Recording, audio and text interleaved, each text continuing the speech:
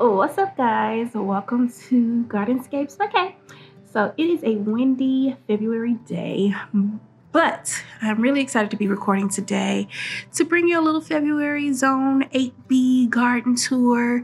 It's late in February, which most of our cuckoo weather has kind of passed over. It's still up in the air, but things are starting to come to life.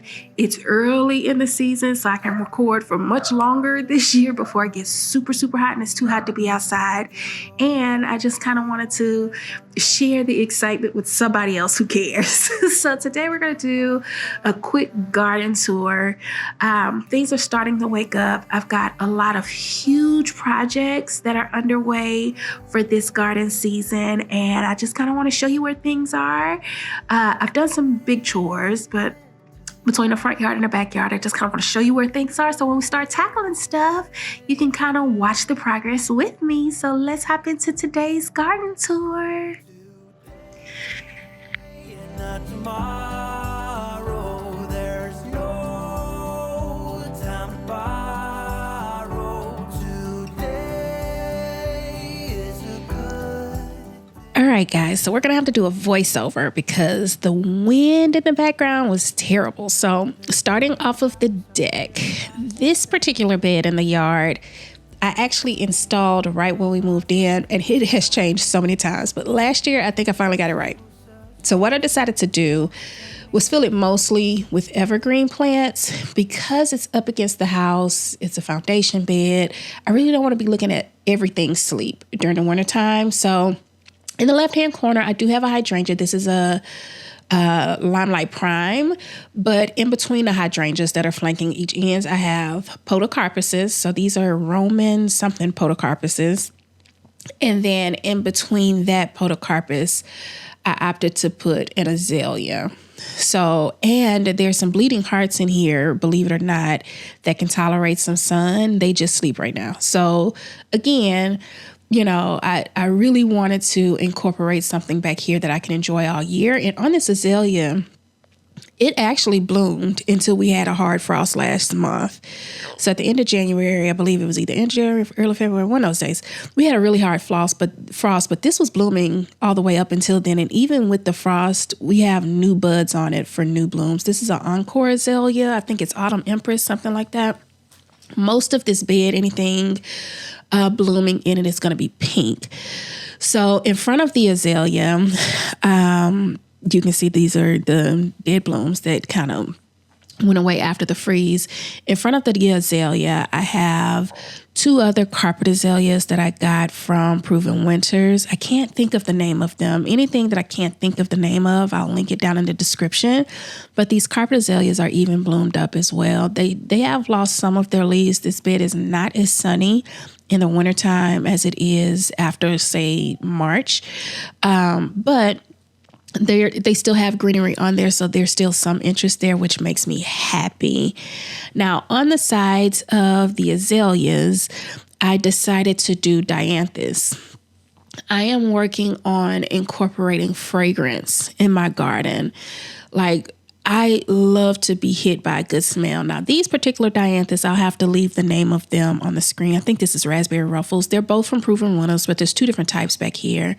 These haven't bloomed for me yet, just because when I planted them last year, it was after kind of the sunny season, so I haven't got to see their blooms. But I'm really excited for the sun to come and wrap around the back part of my house so I can see these in blooms.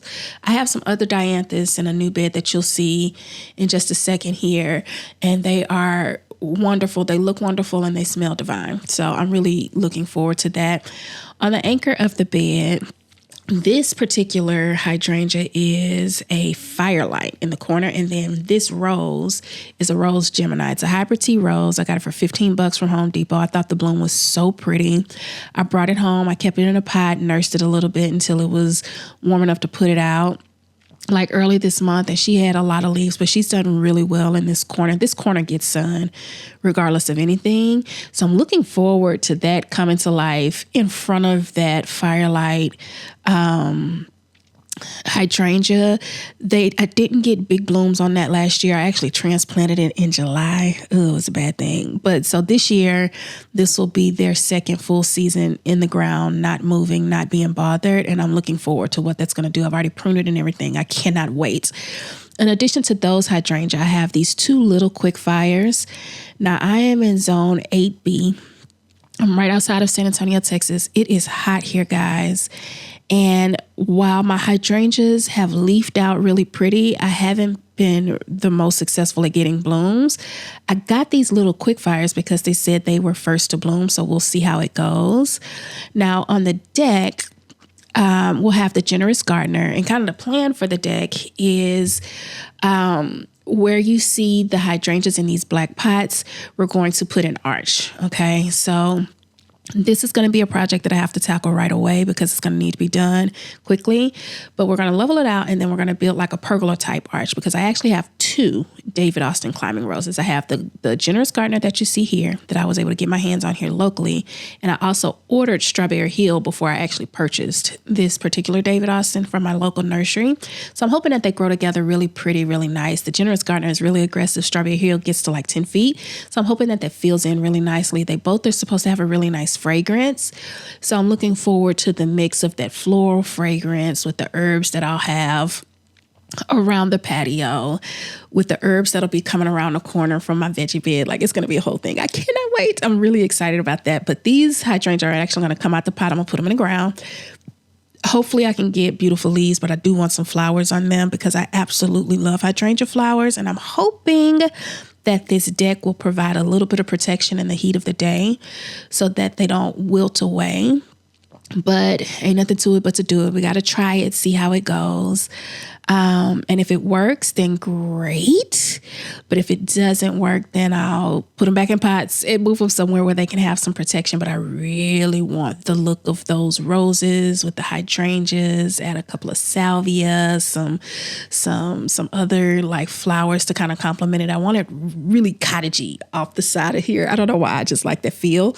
And I'm hoping that works out for me. So fingers crossed, y'all. Be praying for your girl.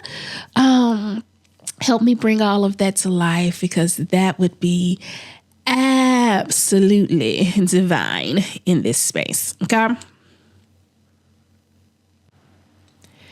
All right. So now that we've talked about the plans for off the deck, let's go look at what I like to call my Magnolia bed. Now, in this bed last year, we had to dig out this bed, and y'all, it almost killed us. We picked out the biggest boulders, but I was able to plant this Jane Magnolia, and look at her.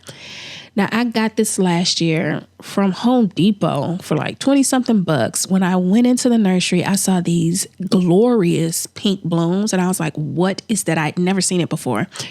And I looked at the tag, and it said it was a Jane Magnolia. So I was like, well, she's going home. I have always wanted a magnolia tree, like the little gem, something like that, but I just could not pass these flowers. So in the magnolia bed, we have the magnolia as the centerpiece, and then planted in this bed, we have some other very beautiful tropical colored flowers. Those two grasses in the back are actually just being wintered over. They're going to move out into the front part of my yard. But these stumps that you see here are hardy hibiscus that have been cut down. They're part of the Proven Winter series. What is it? They're the Sugar Crush hibiscus. What is that series? I can't even think of the series. I'm drawing a blank. But they have these really gorgeous, really vibrant pink, huge flowers. I mean, it is beautiful. Last year I had daylilies in these beds, but I moved not daylilies, I had candle lilies, but I moved those out and added penstemon. And then I've got this wee bitty blue chip butterfly bush planted here, and I'm excited to see what this is kind of going to do. I'm thinking that center area will kind of grow together, be nice and pretty. You'll have the combination of pinks and purples. The roses that you see here are Rose True Sincerity by True Bloom, and they have this gorgeous pink apricot yellow, like it is a show when they are in bloom, and they have started to leaf out.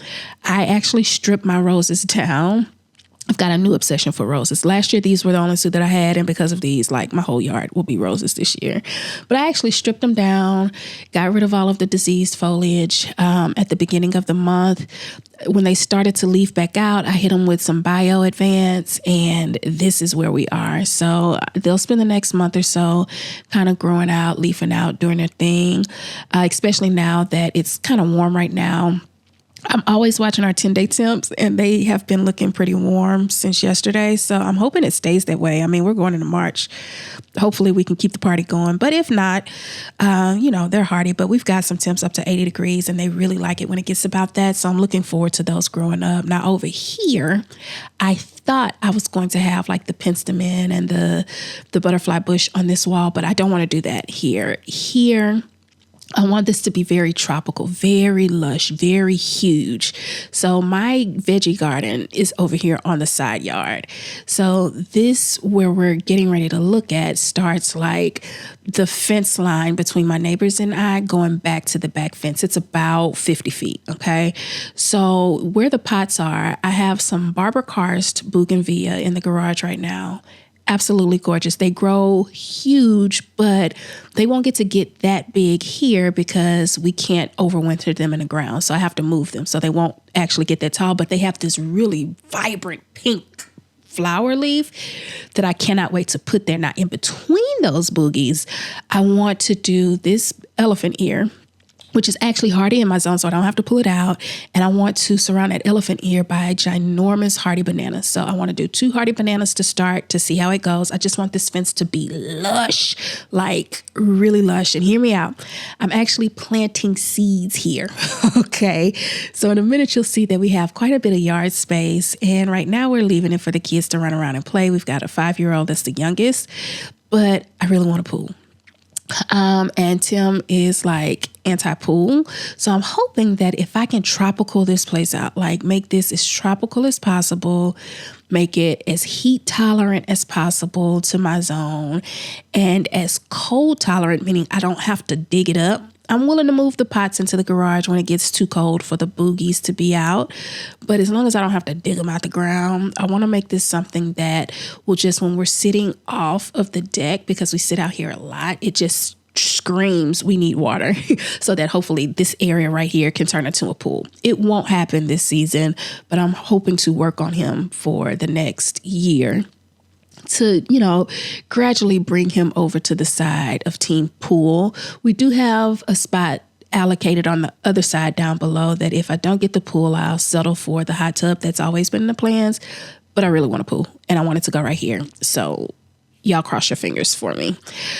Now, heading down below, we'll get there in just a second, but let's talk about this back fence real quick, okay? So this back fence, as you can see, our lot is a woodland lot. So it backs up to this green space, which is absolutely beautiful. It's weedy, it's overgrown, it is privacy. But last year we had a huge problems with armadillo, which is why we see kind of this fencing type material at the bottom. Now I realized that our yards had scrubs, so I am trying to rectify the grub situation. Early in March, we're going to release some beneficial nematodes. I'm actually probably going to order them because we'll have temperatures all the way up to 80 through next week. So I want to release some beneficial nematodes throughout the yard, everywhere, flower beds, garden beds, everywhere, so that I can get the grubs dead so that the armadillos aren't coming in the yard looking for grubs. But they wreaked havoc on us last year. The only thing I can think of to keep them out is to build like a semi-permanent rock wall. I'm looking at that sunny spot back there behind my fence. It stays sunny all the time. I have 2 Leland cypresses up front, potted in pots that I use for like Christmas time. I'm thinking about going back there, tilling up that ground back there, getting the boys back there to work that ground for me and dropping those Leland cypress back there. It's worth the water. My hose link is right there. I can just grab it and water them to keep them watered, to create kind of a barrier. Those Leland cypress at maturity should be about 60 feet across. So hopefully I can do that to act as like a deterrent, but who knows? I know for sure I want to do it to act as a deer barrier because we do have deer. So I'm down here. This is the bed that I planted last year around this time. So in this bed we have viburnum, We have these beautiful camellias. One of the videos that we posted out of the 3 from last year was us moving these camellias because they were up in the bed right there by the deck and it was getting way too much sun. It was like getting beat up. And down here, it looks like they like their spot. Like I have been nervous about growing like camellias and azaleas and stuff like that because where we are, our soil is very alkaline, very alkaline. You know, these plants love acid. So when I saw them bulbing up, I was like, oh my God, am I going to get some flowers? Like, is my work working? I don't know if you feel like that as a gardener, but you do so much work in the yard with trying to treat your dirt and create a healthy environment for your plants to grow. So when they actually grow, you're like, oh, I did it right. And that's how my camellias are making me feel. Like the sight of these blooms opening. These are Tom Newton. They're a Japonica camellia. And the sight of these blooms opening, it's like a tale to me that they're happy. Yeah, they're not full. I got them really young.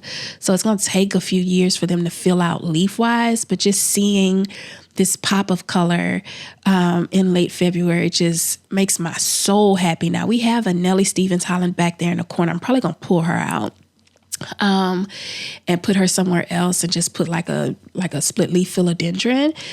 But planted up front, we've got this hydrangea. I got it from Lowe's, I think. So it's probably like a original hydrangea or something. Last year it didn't flower. It leafed out really pretty, but I didn't get any blooms off of this hydrangea last year. And I think it's because it's a macrophylla and my son pruned it hard by mistake. So I think we cut off the bud. So this year I'm hoping to get some flowers. I've got this really pretty Dulce wildberry heuchera planted in front. And then I've got some Shadowland hosta. I was supposed to have 3. But I have a confession. We had landscape fabric down here under this bed. We snatched it out, or I sent my son to snatch it out. And I don't know that he paid attention to those bulbs, to the root balls, the root masses of those hostas. And I think one of them got moved because when I came out here to kind of straighten things out, make sure everything was level so that when we come in with our composting mulch next month, things will look good. I don't recall seeing it. And I did a lot of groundwork. Like I did a lot of moving the soil and stuff like that just to make sure all the fabric was out. It was right here, but I don't think it's there anymore. So I'm afraid we might have lost it somewhere in this bed.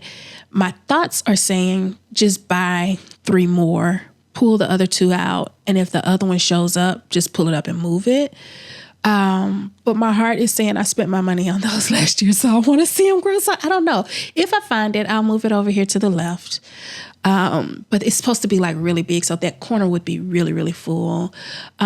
These viburnum, I had to give them a haircut. During the freeze, they did sustain some freeze burn, but they grew beautifully last year, and I'm really looking forward to the growth that they're going to put on in addition to this southern wax myrtle. They've been here for a year, so they should be established by now, and I'm really looking forward to the growth. This year, I didn't get a chance to clean up this oak tree back here. So they may get a little more shade than they got last year, which they still grew well despite it being shady. But next year I'll clean the tree up. I kind of hesitated to cleaning the tree up this year because I wanted to make sure I had some protection for those camellias and the hostas and stuff that I planted this year. But we'll see how it goes. But these plants, starting from the wax myrtle down, they actually grow pretty aggressively. So I'm looking forward to the new growth that they put on. Some of them have white flowers on them. They smell really good too. So yeah, here's to another season with this. We'll bring in some composting mulch next month when we finish out planting all of the flower beds that we're going to plant, clean up everything after this oak tree has dropped all of its leaves, because as you can see, there are leaves everywhere. And we will, get it looking all nice and pretty. So now headed over here to one of my favorite spots. I absolutely love it back here. This is the west side. We call it the west side. And on the west side, we grow veggies. So last year, I just installed 2 beds because I wanted to do a test. I had done a sun test. a few months prior, just kind of mapping out where the sun was going to go. And I knew that I wanted to grow things that required a whole lot of sun. So I actually had veggies growing in here until we had the freeze. I didn't protect it, but after the freeze, I just came in and dropped some seeds for some cool weather plants to see if I could get them to germinate and grow in time. I don't know how it's going to go because, we were in the 60s during the day and now we're headed up to the 80s consistently. So I'm not sure how that's going to work, but whatever's growing in here, I'm just going to let it grow because I have seeds started in the garage. And when it's time to put those seeds out, late April, then whatever is here, I will harvest. If it's ready, if it's not, we'll just turn it over into the soil. And then I will get like my tomatoes planted because that's going to be tomato row. But flanked to the side of these beds, we have blueberry bushes. And this is another really proud accomplishment for me is that we grew a lot of blueberries last year and it looks like we're going to have a great harvest this year. This is a premier bush, which is a southern low bush variety, I believe. I'm not the smartest as far as pruning is concerned. This is my first ever. This is like the second season that I'll be growing blueberries, but I'm proud of it. And then I've got a pink lemonade that I just purchased that we're going to put here. Now that one actually says that it's self-pollinating, but from what I've heard that even though it's self-pollinating with it being in between two different types of blueberry bushes that are in the same family, they're all premier blueberries, that it will actually help the production. So this bush actually was very new for us last year. It was really short. It was like short, like these limbs down here short. But this year you see all the flowers, all the blooms, all the really high growth. I'm hoping that she does well. Summer, our baby girl, her favorite thing to do last season was to come out, pick blueberries and pick cherry tomatoes. Like the girl would eat it straight off the bush. I would say, hey, Summer, go rinse it off, get the hose, rinse it off. Nope. By the time she got to the hose, it would be gone. And I would have to tell her, hey, don't touch the blueberries yet. They're not ready. So as a mom that really wants to incorporate this type of stuff with the kids, it's really fun to watch them, especially the little bitty one come out and be so excited about it. The other two are really excited about it too. My college student, she's waiting on this fig tree that I'm getting ready to show you the fruit so she can come home and make preserves. But this year we're going to do really some big stuff. So we're actually going to keyhole this out.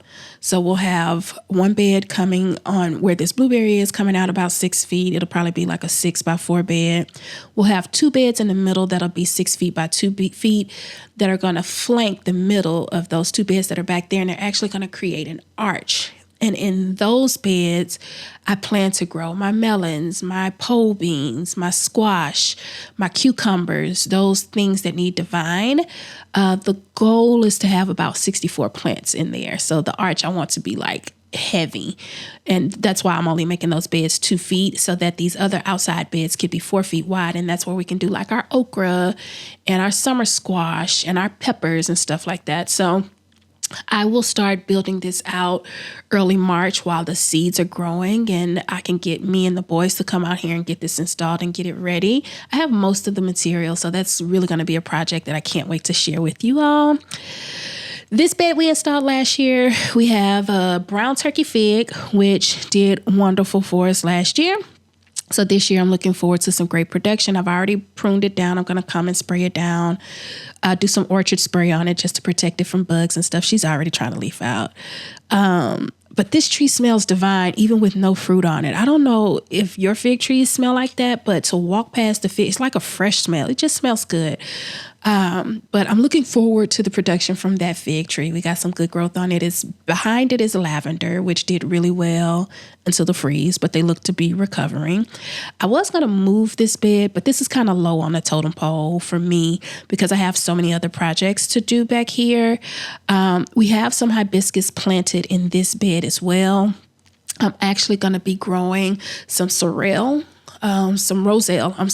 hibiscus as well. So I plan to kind of put those along the fence line that way so that I can have the hibiscus tea. But like all of this will just be used for us to grow things that are medicinal and things that we can eat. And I was going to move this in, but I think I'm just going to leave it be for now and just focus on getting the heavy projects done. And then if I get a chance to move it before the hibiscus plants wake up, maybe, but if not, then it's not the end of the world. over here along this side of the house, there won't be much. I will be planting this rose, though. This is a Duché de Bourbon rose, which is an antique rose. It has a very beautiful pink bloom.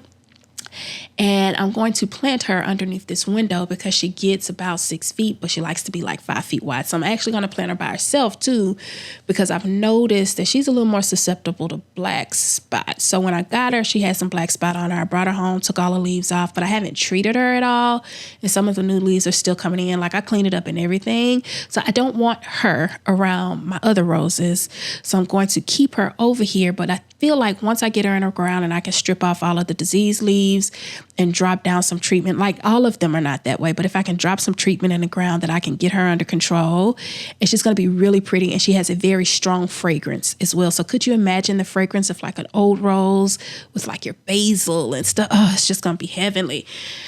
Oh, now these trash cans, I want to move to the garage. I don't know if Tim's on board with that or not yet, but I would like to move them out and just have this grassy so that I don't have to look at trash cans as it's going to be ugly with all the pretty that I'm doing over here.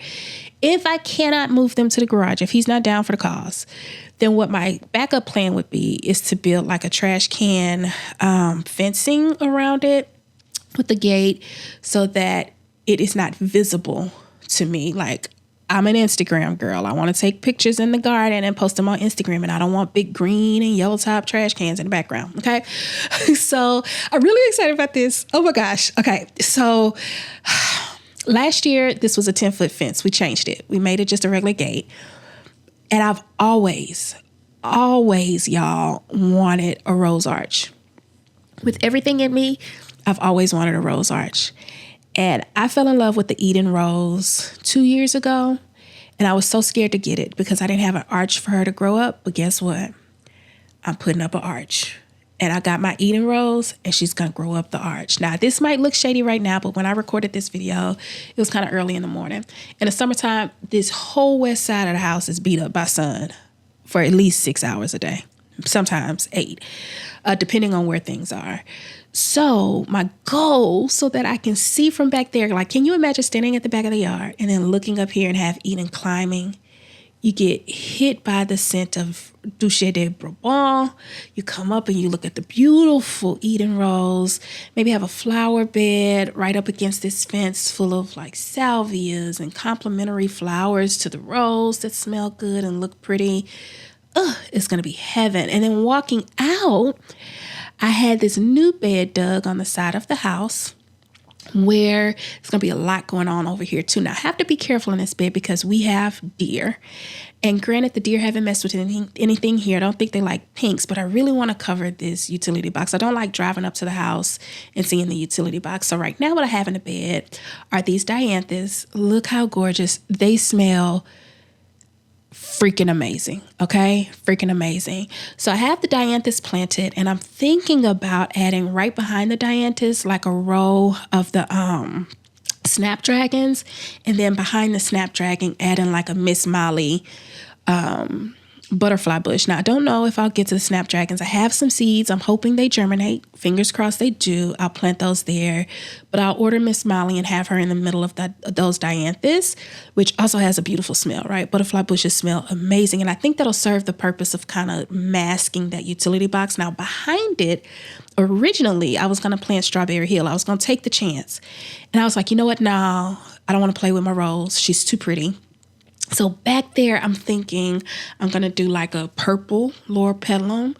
And then up here, I want to do the lemon lime ligustrum. I have 2 that are in a utility box on the other side of the house. So I think I want to I don't want to take those out. I want to add some additional ones over here to kind of connect the 2 sides of the house. And I think that chartreuse color falling behind what looks like a twig here, which is a Sioux crepe myrtle. She has a very pretty pink bloom on her. Now she'll grow up over time. She'll grow up to be like 10 feet tall. But I think that chartreuse color the chartreuse color of the lemon lime ligustrum kind of topping out at that 3-4 feet, right behind that pink, very pink crepe myrtle, followed behind with some pinks and some purples, maybe add a few perennial salvia back there. I think that would be gorgeous driving up to it from the street, and provide some interest that the deer won't like. So I'll actually get to enjoy the flowers. I'll get to enjoy the color. This is full sun, so the flowers will be happy. And coming around this corner, walking to the backyard, because we do walk this path a lot, we'll be hit by some very beautiful fragrances. I cannot wait. This here is my Meyer lemon tree. Do not judge me. I am not the best Meyer lemon mama, okay? First of all, homegirl lost all her fruit last year. She didn't fruit anything for me. She had so many buds on her, but she was also a new plant. Limbs were a little flimsy. We had one good rainstorm and all the fruit dropped. So disappointed. After that, my heart was like broken. And I don't know that I've given this plant the care that it deserves. So this year, I've repotted her. I've put her in some soil. I've already fertilized because she's got new growth on her. And I am committed to bringing her back to life. This cactus actually blooms. I can't remember what it's called, but I do get blooms off of that. So I can't wait to see that. And then this is my thornless key lime tree. So as you can see, this one looks a lot better than old girl Meyer over there. He is actually putting on some new growth and actually has some lemon buds, like some lime buds on it. So I'm really excited about this one. They both got a good repotting, a good hit with fertilizer. I'm gonna give Miss Myers some iron to try to see if she's an iron deficient girl. Let's see what's going on. Now these are the two little bitty Leland cypresses that I'm talking about moving behind the fence. I'm thinking if I go ahead and get them in the ground, I can get a foot off of them this year. Maybe, I don't know, but it would be worth putting back there to create like a privacy screen outside of the fence so I don't have to plant along that fence. This rosemary, this is a wild child. I love it because the fragrance is amazing walking up to the front door when the wind blows. It smells awesome, but she is so wild. I don't know if she's going to be able to stay there because she just wants to go everywhere. In the heat of the summer, like she's almost to the middle line that you see right there. So I have to keep her pruned up. She does require some maintenance, but I love it because the fragrance is so strong. Now, if I move her, the plan would be to put another bougainvillea right here, like a soft pink color one in a pot, and let it kind of vine up these arches. I've always dreamed of that too, just having this beautiful boogie blowing in the wind, going up. That would be the plan if I move her. I'm actually going to leave it for this season and just commit to the pruning as long as I can. And if I can't, then I'll move it. But for now, I'll keep dreaming about that, and maybe next season I'll move it, but we'll see. Now, this is trailing like white lantana. We had a freeze. It died back all the way to the root, and look, we got new growth. So I don't have to replace it. So excited. That's a salvia back there. I also thought I was going to have to replace it after the freeze. Cut it back. It grew back from the roots. This Mexican heather right here that looks dead in between these two liriope is actually putting on green growth from the roots. So all of this up here in the front, even though some of it looks, like it could have been a little better off, is actually growing. It's growing. So this week, once we get to March, I want to get to March first. I'm going to go in and take off the dead growth and let it really go for what it knows. This is a chrysalis pink buddleia. So this is another butterfly bush. Had beautiful blooms on it last year. I've already pruned it up, got it all cleaned up, ready to go for its season. The holly behind it, they're in their third season, so I'm expecting a bunch of growth from them. This dang liriope cannot, you see how the other liriope is unfazed, but this liriope is phased. The deer just keep going back to that one plant. I don't know what it is. Some more lantana. This is the pink and yellow one. She's actually going to grow really pretty. My yucca, hopefully I'll get some blooms from it this year. I can't think of, I got another buddleia right here, another chrysalis, and I can't think of what these two plants are, but they have really pretty pink small buds. They grow really wide though. One of them I cut back, the other one I left some green growth on. I'm gonna let them grow this season if I can't find anything to replace them with, but I think I'm gonna pull them out because they don't really match the vibe. This was a salvia, the same kind that was up towards the front of the bed. I don't know if she made it though, y'all. She's not showing any signs of growth, but I'm gonna leave it alone. as the temperatures warm up over the next week or so, I'm gonna see if she comes back with some growth. If not, then I'll pull her out and replace her with something else. Repeating the Lariapi and the Yucca down here in the corner. This makes a really pretty softy. I don't know. I love it. Topped off by some podocarpus on the end. These hollies that have been here since we've moved in. So this is technically their third full season. So I'm hoping that this is the leap season. That they actually kind of go for what they know, because I would love to formalize them around Christmas time, make them look really hedgy like. But yeah, that's the front bed, and she's really pretty when she's going for what she knows, and the deer don't mess with it for the most part. Now this bed has been a problem child for me. I think I may have a good formula for it now. This is a Grigio salvia. I just put it in like November. And that is because I think I had abelias here that are supposed to be deer resistant. The deer ate them up. I've had so many plants down here that the deer just obliterized. It was unfathomable. In addition to that, the dirt, the soil in this bed is crap. So my lemon lime ligustrum in this bed have suffered tremendously because the soil quality is just sandy. It drains so fast. It's really hard to keep it moist. This oleander child, she got to go. So I'm thinking this oleander I'm going to pull out, put another butterfly bush here. The ligustrum, I'm going to come in and put in some compost, put in a couple of layers of compost, mix in some fertilizer, and try to improve the quality of the soil overall down here. And outside of the oleander, leave everything to be. See if the lemon lime ligustrum come back a little stronger this season. The salvia, heck, I put them down in November. They're only supposed to be hardy down to like a zone 8, and the freeze was nothing for them. They went through it.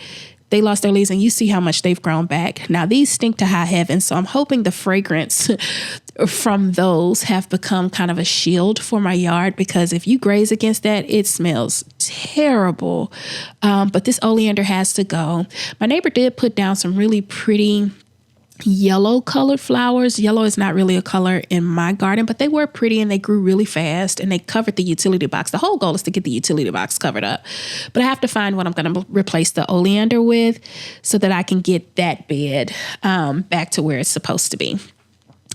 Now, finally, up here on the front patio, I've got my fiddle leaf fig that I brought out. This is the spot that she was in last year. She was on her way to the dumpster, y'all. And look what she looks like. Like, she actually grew new leaves last year. It was amazing. So I brought her butt right back out here. Like, as a matter of fact, she never really left. The only time she went inside was when it was too cold for her to be outside overnight. And then this front pot is another plant that I got from the nursery. This is a David Austin Eustacia vine. Now, the nursery had told us to keep these in their nursery pots till March 15th. And I didn't hear that. And I planted her, and I thought I was going to do like major damage, but it doesn't look like it. It looks like she's happy. She's leafing out. You know, she got a little treatments, her root fertilizer and stuff. So I'm hoping for the best for her. So exciting. This is supposed to have a really strong fragrance as well. And she has a really pretty pinkish corally color. So I'm looking forward to seeing that from the street. Sitting out here in these front chairs while the kids are running around with a cup of lemonade, a tea or something, and watching them play and enjoying my roses. So it's going to be a good time. I can't wait to see beautiful, beautiful roses and to keep you guys updated. So let's hop into the outro and talk about what's next, my friend. View from the front porch. So now that's our little garden tour. So now that we're back recording 4 garden videos and you know where we are, now we can start doing the garden chores every day and kind of taking you along the progress of me doing all of this, and it makes sense. I just wanted to kind of get you caught up because we hadn't done this since the 3 videos we posted last year in like July, and that was way too late to be trying to start a garden channel. So I'm excited to be recording for you guys. I'm excited to be sharing all of these outdoor projects, and I can't wait to take you on this journey. I'm new to a lot of this too, so a lot of this is going to be trial and error. Like, I got hundreds of seeds started for those veggie beds that we talked about, and I can't wait to start digging. So be on the look for videos. We'll try to get up to a daily progress because I am in the yard literally daily. So if it's not boring for you, I'll keep posting. But yeah, let's start the season off good. I'll see you in tomorrow's video. Bye now.